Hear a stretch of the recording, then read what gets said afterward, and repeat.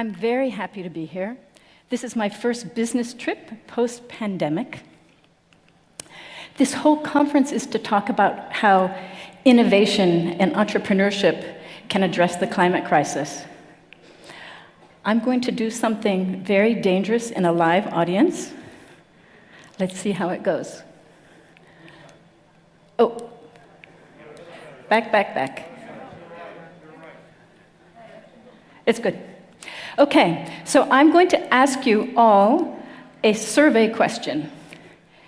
So let me ask, here's the question you don't answer yet. The question is, do you think existing companies and existing governments will address the climate crisis and inequality fast enough, or will they evolve too slowly and the people will rise up in revolution?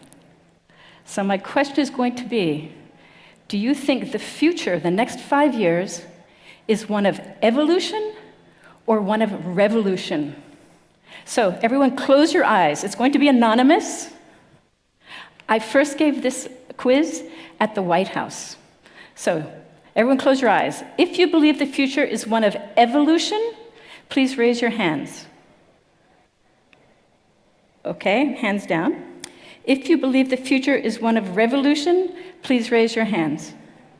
Okay, keep your hands up. Everyone look around. I think you will see that about 80% of the audience said revolution. This is a terrifying outcome because revolution is terrifying, filled with suffering, and lasts for decades, and we don't want to have happen. So all of us need to recognize that this future requires us to be revolutionary evolutionists. We need to speed the pace of transition absolutely as fast as we can.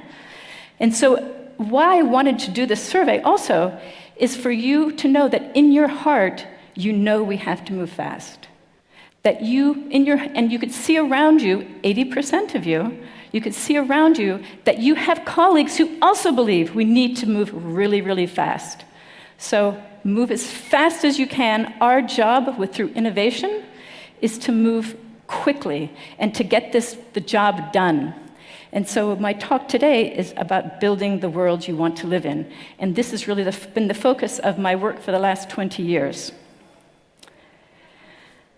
So if the question is for us, will this transition, how we move the world forward, will it be towards a sustainable and equitable future, or will it be the status quo perpetuating? I think about all of the companies that have happened to date and the governments that have happened to date. They have brought us to this moment where we are today. Some good things, and around the climate crisis and worldwide income inequality, it also is what brought us to this moment today. So it is for us innovators and us entrepreneurs to change and transform this. It is on us to make this transition because the status quo will give us more of the exact same. So 21 years ago, look how young I look, I co-founded Zipcar. Zipcar is a car-sharing company where you can rent cars by the hour and by the day. When I did it, it was a crazy, crazy idea. No one had ever rented a car for an hour a day. I had 3 children who were 6, 9, and 12. I'm saying this so that you can all imagine that it's possible to do this when you're having children. Today, Zipcar is the largest car-sharing company in the world. We were the first of what I would say is the sharing economy platform companies. No one had done this before in a mainstream way.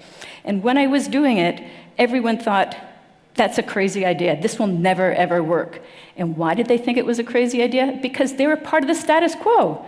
And they believed everyone needs to own their own car. They believed you needed to go to a car rental agency, spend 15 minutes. They didn't think that you could trust people to do what is required, to let them get themselves into the car. They said, Robin, everyone's going to ruin the car. They're going to break it and not tell you. They're going to have car accidents. It's so expensive. How can you let it happen? And the reason I personally could do it was because I wasn't from the car rental industry. I wasn't from the car manufacturing industry. I didn't know anything about cars. What I knew about was I wanted a car personally. I personally needed a car to have my 3 children every once in a while go around. I didn't want to own it and maintain it and insure it and park it on the city street. I only wanted a few hours a week. I also knew, and I want you guys to think about this as we're in this crisis we are in today, there were new assets that I had available that I would make good use of. I knew that the internet is what makes sharing specific resources among lots of people really easy. Remember, this is 2000. I also knew that wireless was going to make it possible to get the reservation from the internet specifically to the car, so you could open it quickly with a card. And I knew that it is what I personally wanted. So I had confidence. No one had done this before. No one had done the sharing economy before. No one had used wireless the way we were going to use it before. And so we went ahead. The other reason I knew that we were going to succeed is I knew that economics were on our side.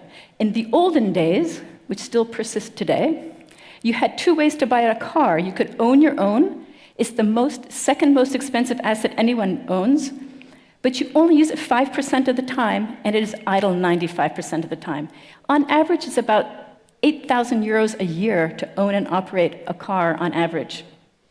The other way you could consume a car was car rental, which is 24-hour bundles.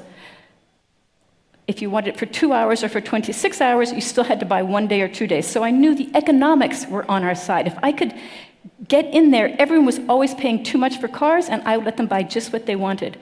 So it turns out that this is an organizational structure that has existed today, and that we see many, many companies, and I want to talk a little bit about this idea of leveraging excess capacity. So if you think of this here, I'm showing that Zipcar tapped into excess capacity. People were spending too much.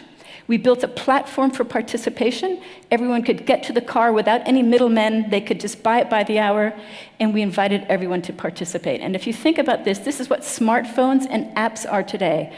You're using the excess capacity in my smartphone, a very expensive thing that I bought, and you're now sharing that with companies around the world when you're saying, yes, you can use my asset that I bought. If you think about idle money sitting in banks, there's companies like the Lending Club that have been built on tapping your idle money sitting in banks. If you think about people who give wonderful lectures and have great knowledge, Udemy and Coursera have said we can tap into those talks and build a platform, and many people can do it. Data, Duolingo using deep AI was able to become the largest language in the world. And so I won't go through all of these, but this idea of excess capacity, I wrote about it in my book. You should look at that, but I want, if I leave you with one thing, it is look for excess capacity in your environment. It's not just physical things, it's also keystrokes, times of day, processing, big data. And if you find it, there's 3 things that you can do with it. One is you can tap that excess capacity by slicing it, which is what Zipcar did. Zipcar said, here's this big asset, and we'll let you just pay for what you want.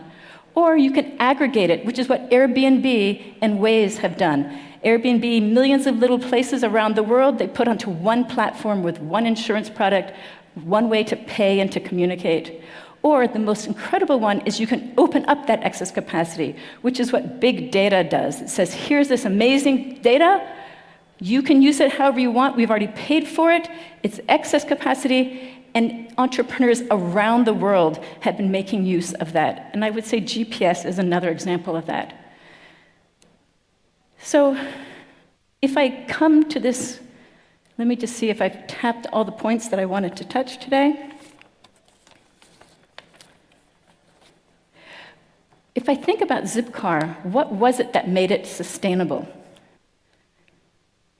Instead of owning your own car, we can share a car, getting rid of all that idleness.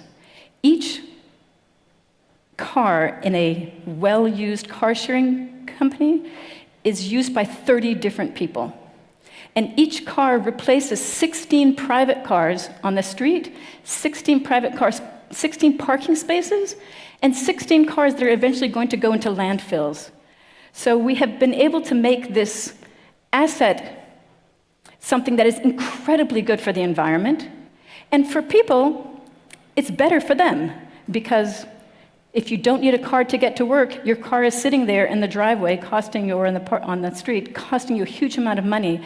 And we need to move forward into this world of a multimodal world where I can get out, and Madrid's working hard on this, as are other major cities in the world, where my first choice is, can I walk? My second choice is, can I bike there?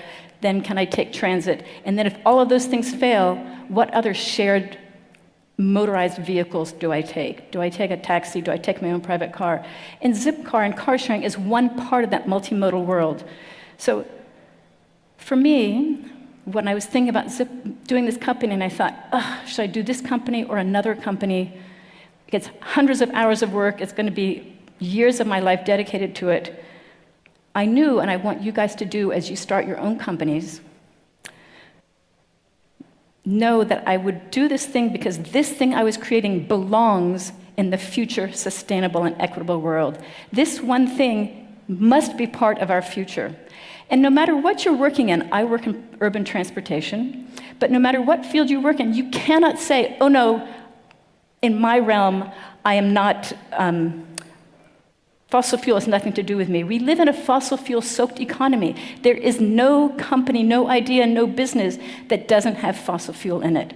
And so it's something that you really, really need to think about, how you're going to reduce emissions 50% over the next 8 years, a huge question.